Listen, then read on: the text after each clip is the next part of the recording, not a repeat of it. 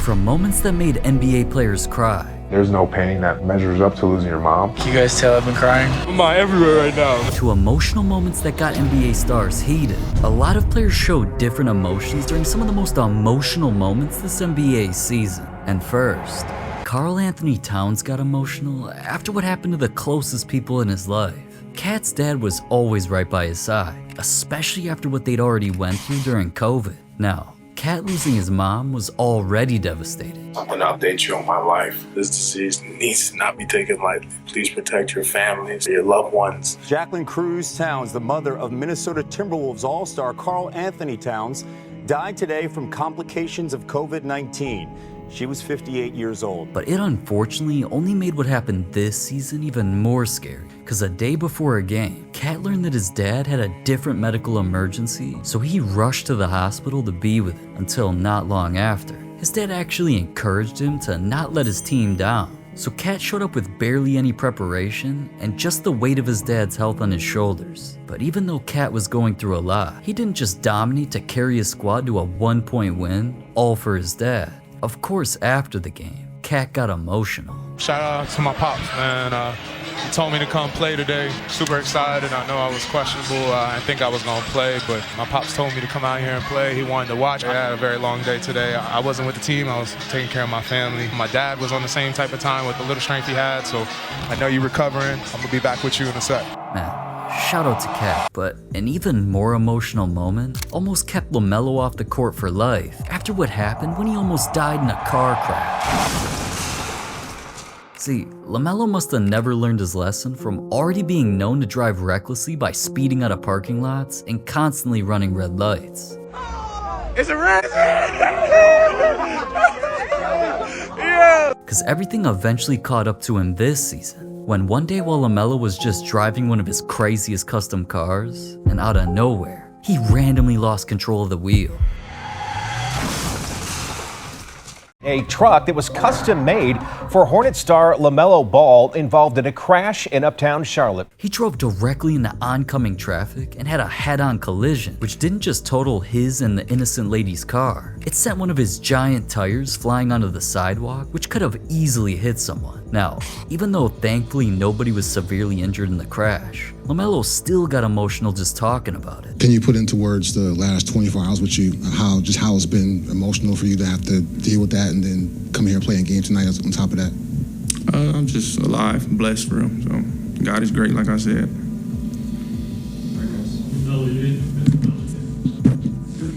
What's crazy is, even though he was annoyed when they brought it up to him, at least when a rapper trolled him during a game, LaMelo laughed. Hey, niggas crash cars every day, B.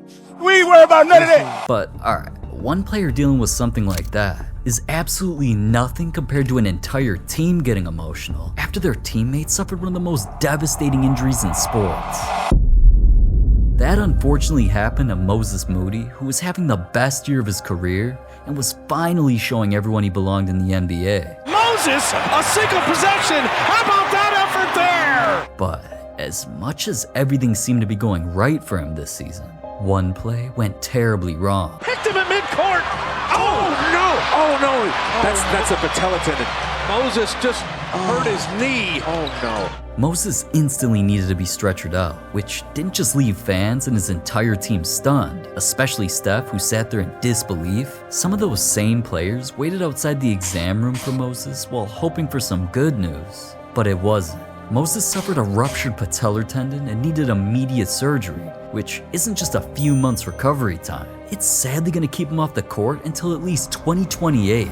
That's heartbreaking. But not every emotional moment this season was only sad, because Victor Wembanyama felt multiple different emotions this season that involved being heated at teammates, proud during a historic comeback, and sad after his career was almost ruined. But hold up real quick, did you know that you could potentially make money off my videos and get paid monthly just by supporting the channel? Head over to my offering page on Gigastar or click the links either in my description or top comment to find out how. Anyways, back to the video. The first of his 3 emotional moments happened during All-Star Weekend, because even though Wemby was doing literally everything he could to carry his team to a win, when his teammates gave up the game-losing 3, their low effort had him pissed. For the win. Here it goes! And look at Victor, he is so upset. But being mad and looking like he wanted to strangle his team wasn't as emotional as what happened next. Because with Wemby playing at an MVP level this season, while leading his team to one of the best records in the NBA, he was not happy during a game when they were getting blown out by 25 at home. Instead of letting his emotions take over or just giving up, he hit plenty of shots, with a jab step, and the jumper, it's good. Made multiple blocks, Jackson, Dunn has it blocked by Wemby. That's 4 swats now for Wembanyama. Alley-oop, right on the slam. and even got the game-winning bucket to complete an unbelievable comeback. Down court, Wemby with the slam. On foul shots, the Spurs get extra possessions and escape with a 116-112 win.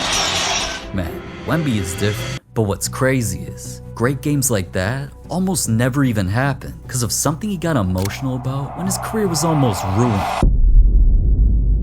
The whole situation actually started last season when Wemby randomly noticed that his shoulder didn't feel right, so he had doctors check it out, which came back with terrible news. Wemby had a blood clot that's not only known to potentially be deadly and ruin people's lives, he obviously needed an immediate and emergency surgery that didn't just of course end his season. People started comparing his situation to another legendary big man, Chris Bosh, who also dealt with blood clots in his career and was forced to retire when doctors told him that if he got hit just once the wrong way, it could kill him. So even though Wemby eventually got the care he needed and luckily became blood clot free, this season he got emotional while reflecting on how his entire life was almost ruined.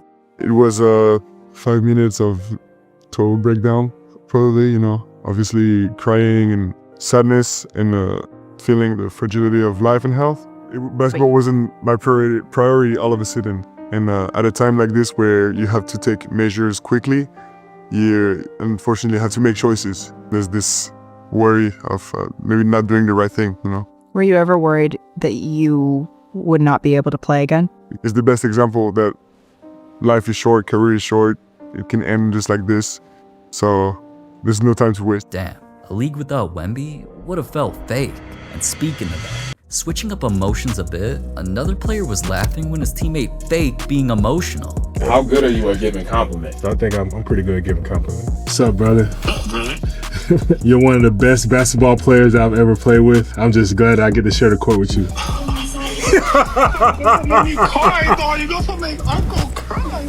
That's all.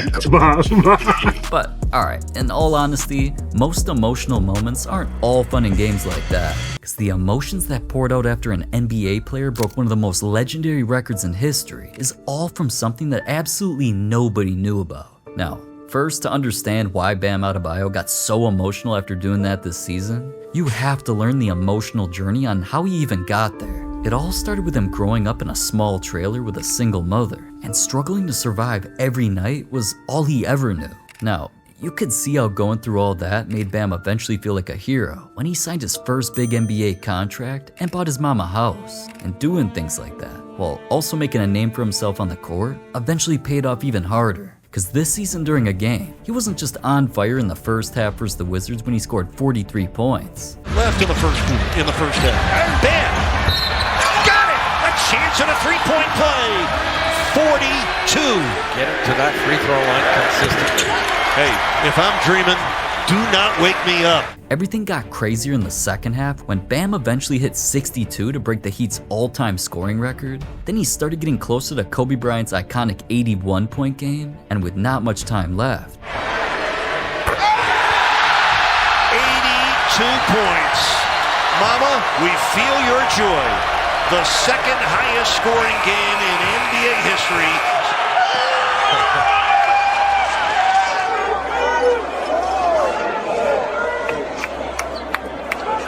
yeah, 83 points. But what nobody knew was that Bam wasn't just crying because he scored 83 and made history.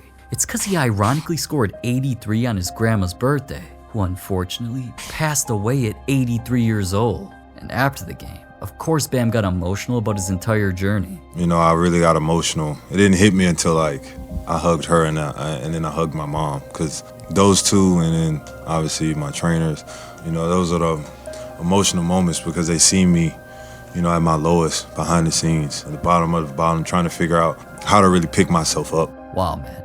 So while most people were hating on Bam for doing something like breaking Kobe's record, the point total meant a lot more to Bam than what anybody realized, so you have to respect him for all that. But what happened with Nikola Jokic was the most unexpected emotional moment of the entire season. This is the type of man who's known for always being completely emotionless. Whether he's making crazy plays, securing another MVP, or even winning the finals, Jokic has a straight face and never seems to even act like he cares. I mean, sometimes he'd even rather have a beer than care about a good game he had. But tonight, you became the all-time NBA assist leader for sitters in the history of the game. Does that mean anything? I always say those things are something for after career. I think the legacy for after career that I'm gonna look back and on the porch drinking beer and telling the lies to my kids. Or be happier about riding horses than playing basketball. So everyone was of course shocked this season when Jokic not only got into an altercation with a Thunder player and finally showed some emotion when it looked like he was literally about to kill the man. And the officials, along with the replay center, will take a long look at this. It's right in the face of Dort. Jalen Williams comes in. And you see the intensity there in the eyes of Jokic. There was another moment where the Nuggets were losing the Lakers, which had Jokic pissed, so he took his frustration out on his teammates and spazzed out. Well, Jokic very animated on the bench. David Adelman saying earlier this season, his leadership has changed the last 2 years. He's seen so much more emotion from him.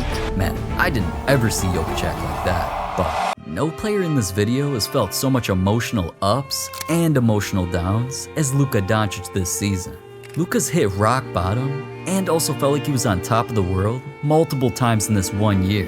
Cause even though he started the season breaking crazy Laker records and it seemed like he found a new forever home in LA, Luka eventually got emotional when news broke that his family was gonna be ruined. Out of nowhere, reports came out that Luka was going through a tough divorce and a custody battle over his kids. And if that wasn't already hard enough to deal with, in a game where Luka got fouled, a player said something to him in a different language, which made Luka get in his face to say, "I'll fuck you up, motherfucker. Don't mention my fucking family again," which only happened because the player apparently said all of this. He said at free throw he will fuck my whole family, and at some point, you know, it's his basketball court. At some point, I just can't stand. I gotta stand up for myself. But even going through all of that, Luka wasn't just staying level-headed on the court and continuing to dominate at an MVP level. He still kept the same positive mindset off the court by creating another emotional moment with a sick fan. How are you? Luka, nice to meet you. Yes, thank you for coming to the game. Wow, Luka's magical, man. Now I could see why he was praised so hard by Mavericks fans when he came back to his old city and they gave him a tribute.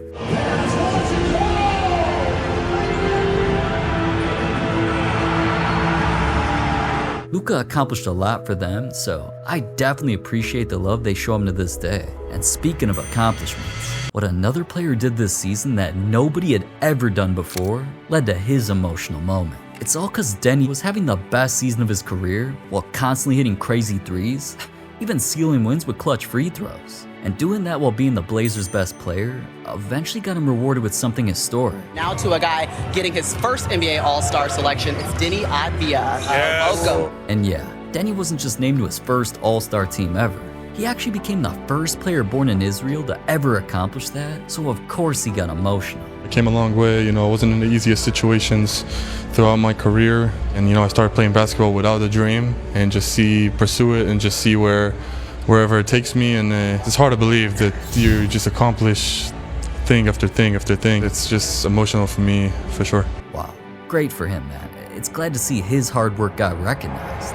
Which is kind of the opposite of what Draymond Green made 2 emotional moments about that involved NBA stars not being praised the way they should. The first actually involved Cade Cunningham, because even though Cade was leading his team to the best record in the East, in one game, a player landed on him and unfortunately almost killed him by injuring Cade in a way that made his lung collapse. And that pretty much not only ended his season right then and there, it actually lost him a chance at winning MVP because the NBA's requirements of amount of games played to even be eligible. So with Draymond knowing how much staying healthy and how much the amazing season meant to Cade, he went on a rant. To see that happen is heartbreaking. Winning a championship is so fucking hard to do. Because yes, you have to be really, really, really good. But you also have to be really, really, really lucky. And it's things like this that you just can't account for. That's what makes it so hard. You got to be clicking at the right time. You got to be healthy at the right time.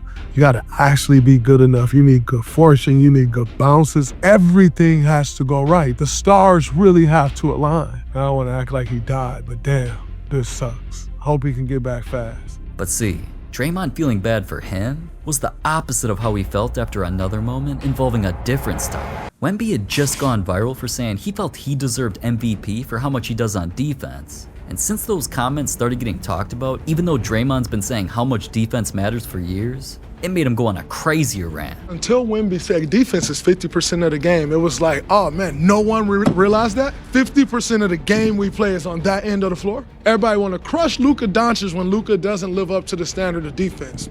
But we got this guy defending entire teams, and no one took it into account until he said, well, number one, defense is 50% of the game. In these awards, if you don't talk, people can't see. If you don't come out and speak for yourself, it don't work. I tip my cap to Wemby for being willing to sit up there on that platform and say, this is why. Not hide from the question. I'm happy he's smart enough to know they won't figure it out.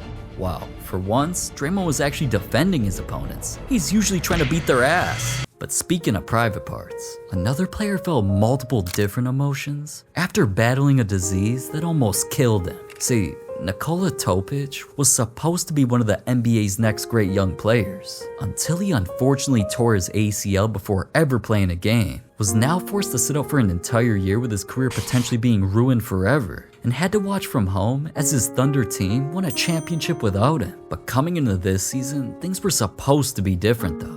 Especially since he recovered enough to finally be healthy and play again. Or at least that's what he thought. I want to give a health update on Nikola Topic. He had a testicular procedure at the very beginning of training camp. The procedure was necessary in order to do a biopsy, and the results of the biopsy have been returned, and he is dealing with a case of testicular cancer. Man, a cancer diagnosis like that after everything he already went through was devastating. And since it kills over 600 people per year in the United States, things weren't looking great. But after going through surgery, thankfully, tests eventually revealed that he was cancer-free. So Nikola was eventually scheduled to make his highly anticipated NBA debut, and on that night, there's reasons why these applause are happening, Grady. Nikola Topic battled testicular cancer. Just one preseason game into the season, had surgery, underwent chemo, and he's making his NBA debut tonight. Yeah, he didn't just get an emotional standing ovation. He eventually got an assist on his first ever possession, then scored his first points not long after. But he's right there.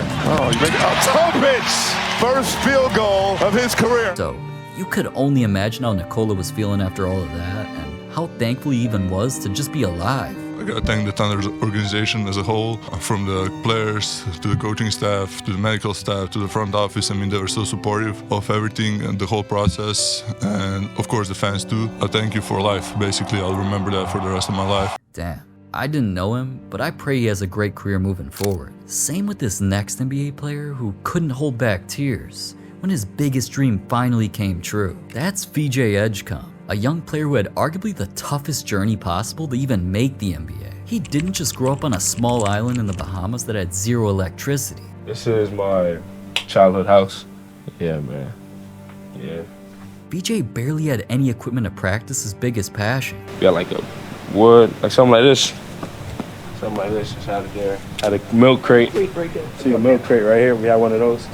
We just used to cut it open, to cut this part open right here. And then, you know what I'm saying, hang it up. And not only that, his mom sacrificed everything to help make his hoop dreams become a reality. They always come to me. It's me. I'm here.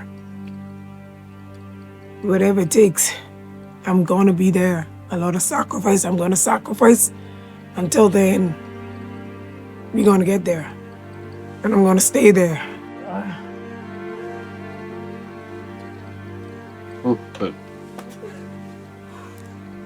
that's how we hug, bro. Just give a pat on the back. So, eventually after everything they went through, once VJ finally heard his name called out on draft night, he couldn't hold back his emotions.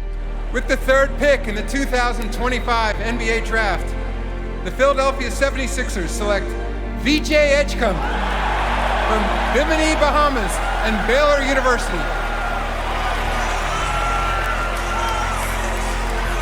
What's going through your mind, Mom?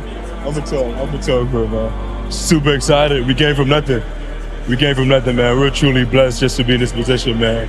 I know the emotions is high right now, so I'm just letting it be right now, all right? But the emotion's super high, but we came from nothing.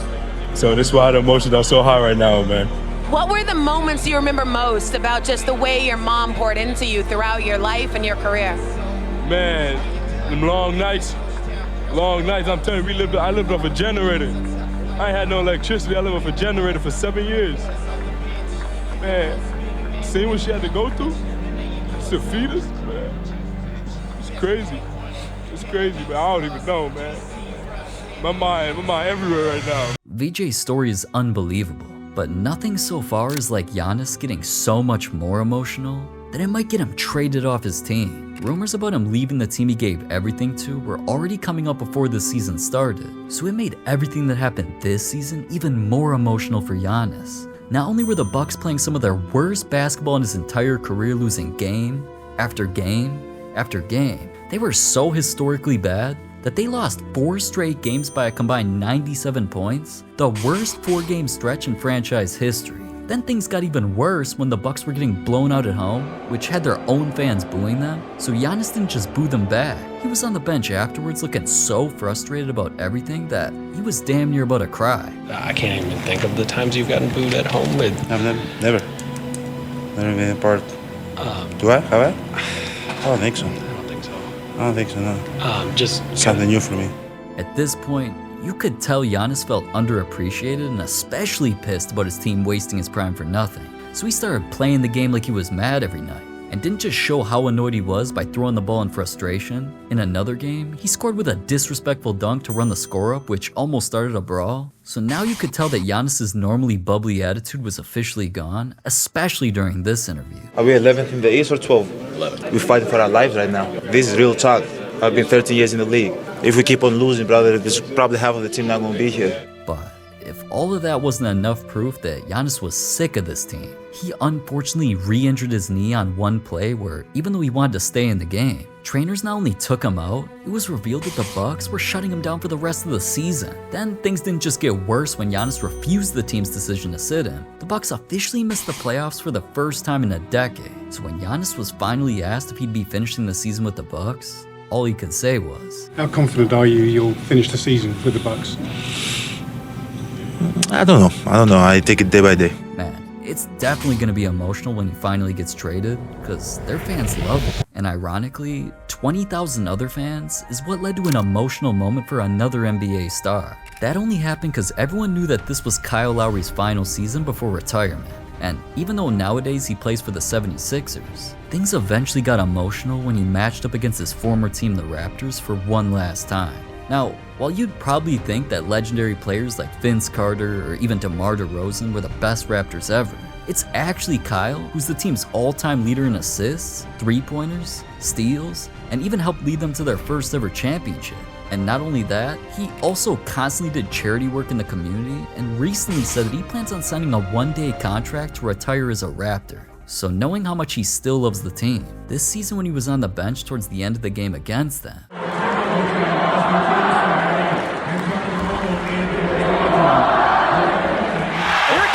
Here it comes! He's earned all of that. Take it in, Kyle. Take it in. And for Tyrese Maxey, Kyle Lowry! Now, fans weren't just full of emotion when he got subbed in. All 20,000 of them also erupted when the game ended. Standing ovation for the greatest Raptor of all time, Kyle Lowry, embraced by his current teammates. 20 years in the NBA, one of 12 players in the history of the game to play 20 seasons. And Kyle wasn't just clearly grateful to be loved by an entire city. he felt even more emotions when it was rumored that his jersey would actually end up being retired by them. It will be a super emotional day. I put a lot of blood, sweat, and tears in that 7. And to know that the fact that it probably won't ever be worn again will be pretty special. My goal and I committed to this, and I will never go from what I say. I will sign a one-day contract and retire as a Raptor. That has not changed. Kyle's a legend for all that. But of course, no player in this video, or in NBA history, is as legendary as LeBron James. So that's why I had to put not 1, not 2, not even 3, but 4 of his most emotional moments in this video from the season that are all completely different from each other. The first actually starts with LeBron and Luka Doncic, who heard that their local hospital was full of Lakers fans going through the toughest moments of their life. So both players showed up to surprise patients dealing with illnesses. Best of luck with everything, okay? You stay strong. I work. Absolutely. No purple and gold for you. I love it. Oh, I'm you a love Laker it? fan. Oh, that's perfect. Yes. Yes, absolutely. Sick mothers who just gave birth. Very nice to meet you. Hey, nice to meet you as well, Jesse. LJ. I got a little gift for the baby. I got this nice Laker blanket for you for when you take it home. Keep you all cozy and nice and warm. You're so You're so welcome. I cannot believe it. You'll be going home soon, I heard. Oh. Oh, as well. A firefighter who was injured saving other people. Big firefighter, Big Daniel, huh? Yeah. I had to come visit you, man. You know, you save a lot of people, save all of us, and pay my respect to you, Jay. Is this really going to happen? This is really happening. And sadly, a child with cancer. What's your name? Malachi. I'm Luka. Nice to meet you. Same. You're welcome. Is this how I wear it? Would you like to draw something on my shirt? Yes. I'm 7. Nice. I'm 27, so 20 years at work. Too slow. How can you even hate on LeBron after all that? Man's a billionaire still spreading love to the world. But as wholesome as that was, it didn't make anyone as emotional as the fan who saw LeBron for the very first time.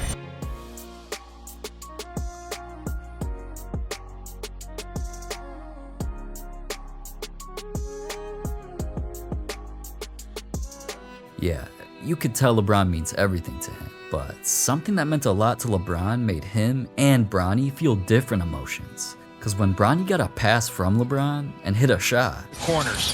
Bronny's open. He'll try the 3. Yes, sir! Bronny James in front of the home folks. Since it was the first father-son assist in NBA history, you could tell the moment meant a lot to both of them. Not taking for granted and just, being in the moment of us being on the floor once again. That's 2 games back to back. Playing meaningful minutes and definitely a cool moment, for us and also for our family. Is that something that you guys have done thousands of times when you're in the backyard and growing up? Because it's just so simple, and then you hit that. Yeah, that and playing against each other. I mean, last time I played him one-on-one, I don't know if this story just came out, but he broke a backboard at our house in Miami. Yeah, it was just a special moment with us two. A lot more to come down the road. But as special as that was, or anytime they share the court, even though Bronny usually plays like some cheeks, no moment this season for LeBron, even with all of his record-breaking moments, was more emotional than when he returned back to the place that his legendary career started. As we all know, Cleveland is a special place for LeBron. You think Cleveland's cool? I mean, I never heard anybody say I'm going to Cleveland on vacation. What's so good about Cleveland? Shut up, Noah. Cleveland created a roller coaster of emotions for LeBron over the years. From being loved by the whole city for putting that team on the map and leading them to the finals, to leaving them and nearly every single fan turning against LeBron. LeBron eventually made his return and carried the team to arguably the most iconic finals run in NBA history. Cleveland! This is for you! So once LeBron accomplished a championship, no matter what happened from that point, switching teams or anything, it didn't matter because he forever held a special place in Cleveland's heart. That's why after leaving again to join the Lakers, where he continued adding to his iconic career, this season, the Cavs knew LeBron is set to be a free agent and that there were already rumors about him ending his career where it all started. So when he made his return for a game, the team actually made LeBron cry with an emotional tribute.